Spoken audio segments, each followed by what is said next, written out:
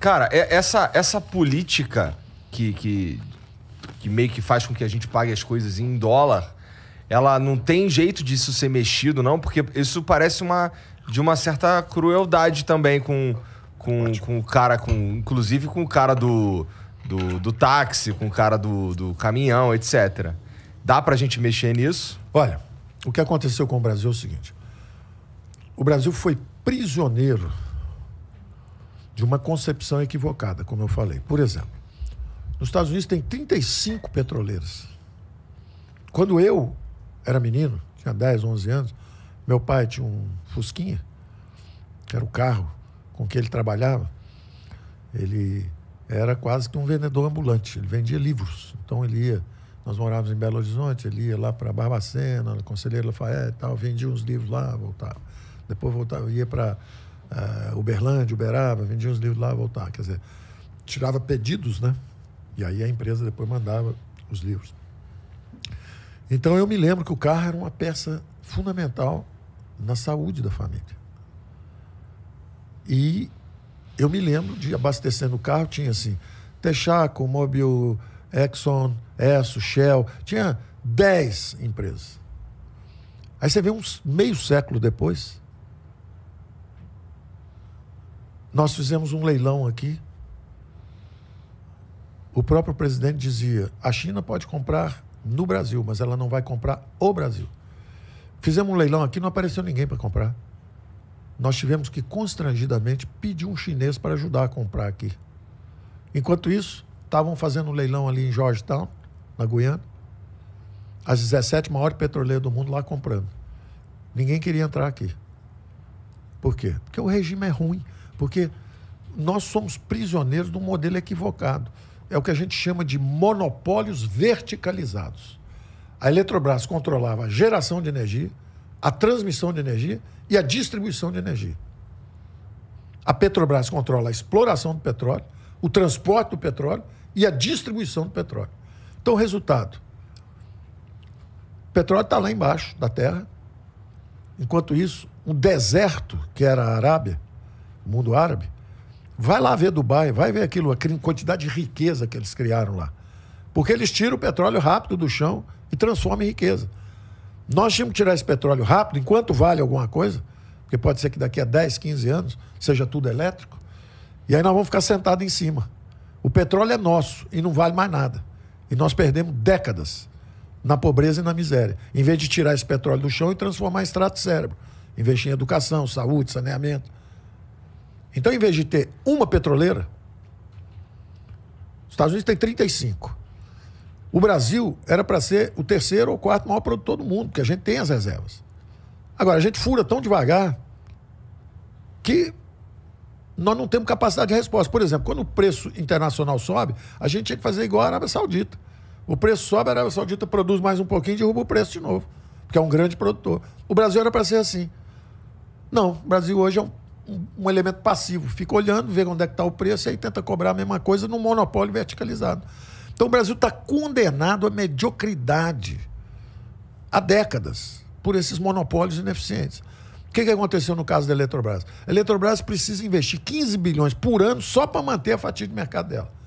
Se o Brasil sair crescendo 3, 4, 5% ao ano, vai faltar energia elétrica, vai faltar tudo. Você viu que nós tivemos quase uma crise de apagão. Quando eu era menino, já tinha crise no Brasil toda hora. Eu estava estudando ainda economia, toda hora se falava, pô, vai ter uma crise hídrica e tal. Por quê? Porque é monopólio verticalizado. Além de ser um monopólio, é um monopólio que controla toda a cadeia produtiva. Então, o que aconteceu no caso da Eletrobras? Primeiro, eles venderam as distribuidoras no Brasil inteiro. Extraordinária, excelente medida. E hoje ela tem só 33%, 36%, ela tem um pouco mais de um terço só.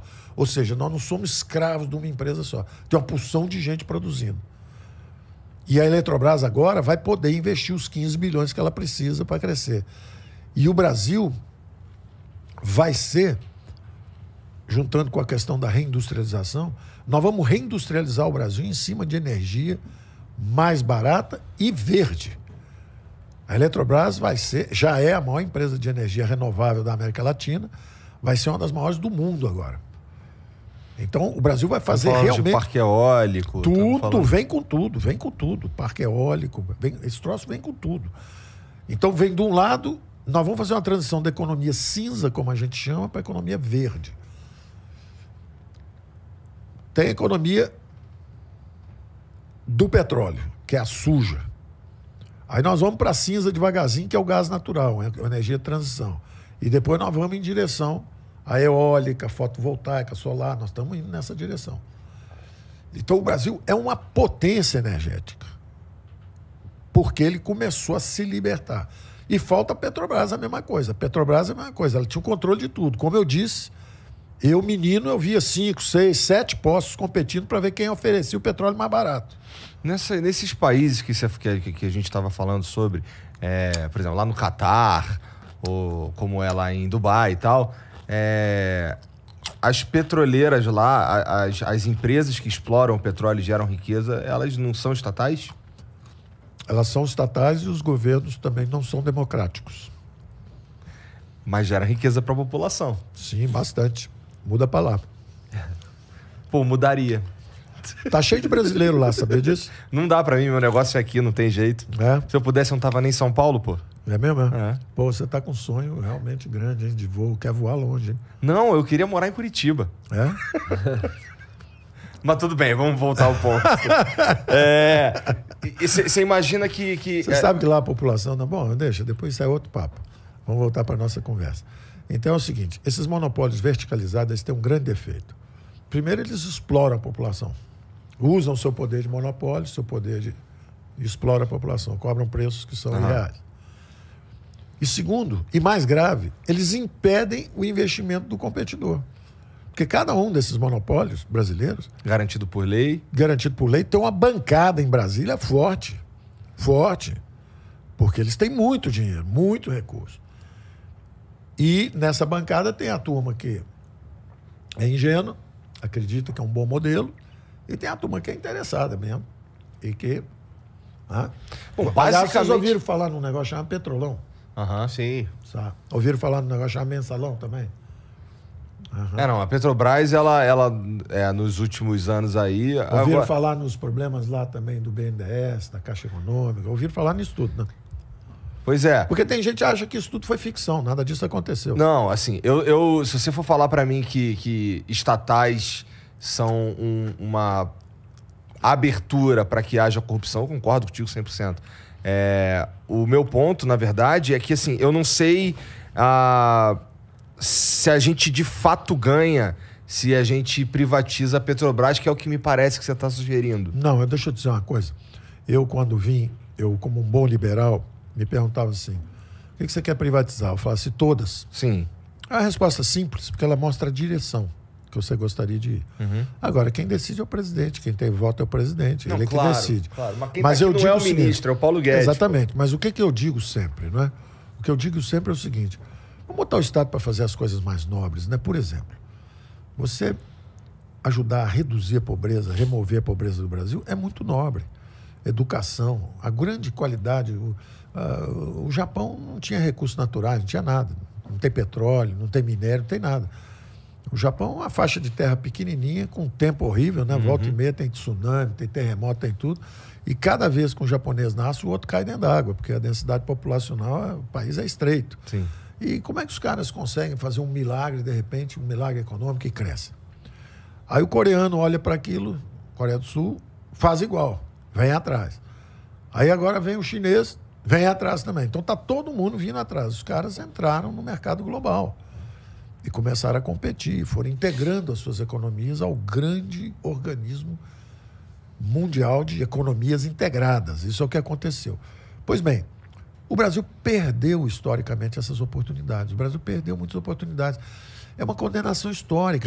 Já passou, você está dizendo. Não, da industrialização antiga, sim. Mas abriu-se uma oportunidade extraordinária agora. Extraordinária. O Brasil está numa posição...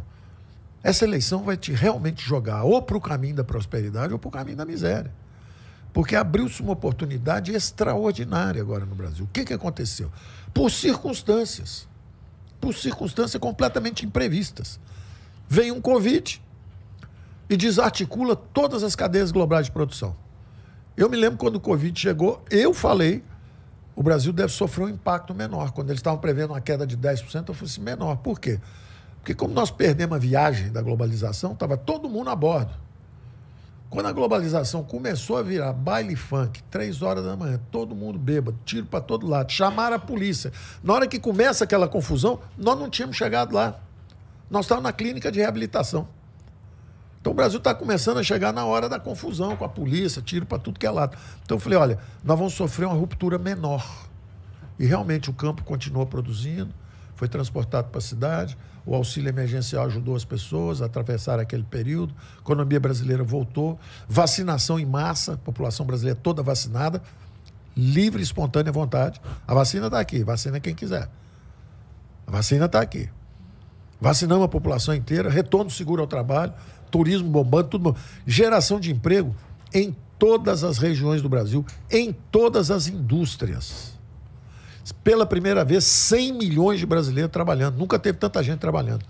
Lembrando 100 milhões de brasileiros trabalhando. Uma grande parte desses caras que estão trabalhando, esses empregos aí que você diz, são aqueles caras informais e tal. Só pra gente não ficar pensando que tá todo mundo de carteira assinada. Não. Tem razão completa. Nós estamos devendo a esses caras ainda a rampa de ascensão social. Mas pelo menos eles estão conseguindo levar comida para casa de novo. Isso é importante. Então, num momento como esse, tem a ruptura das cadeias globais de produção. A inflação começa a subir no mundo. Aí o Brasil, que foi responsável, é o único que está com déficit no lugar, zerado. Estamos prontos para a guerra. Se tiver outra guerra, nós podemos pagar. Eles não. Eles estão começando a entrar na crise deles agora. Pô, não fala isso não, cara. Não, lá fora vai ferver. Por isso que eu ri quando você falou que quer ir lá para fora. Você vai voltar correndo. Você vai voltar correndo. Eu vou conhecer o Catar lá, que eu vou para a Copa. Vai conhecer, vai para a Copa, isso, olha bastante. Vai ser bem atendido, vão te servir bastante bem e depois você vai voltar correndo. Lá não vai piorar tanto, não, porque lá você não percebe, né? Você não pode reclamar bastante. Então, não vou dizer muito, não, porque são todos parceiros. Tá, nós somos parceiros. O Brasil dança com todo mundo, conversa com todo mundo. O Brasil é da paz. E isso já gerou um probleminha com a China, inclusive, né? Às vezes, falar um pouco de um jeito que era melhor só não ter falado, né? É verdade. A pergunta que eu fico já levei umas tromadas. A gente, obviamente, para se governar, você tem Mas que... sempre defendendo o país, viu? Sempre defendendo o país.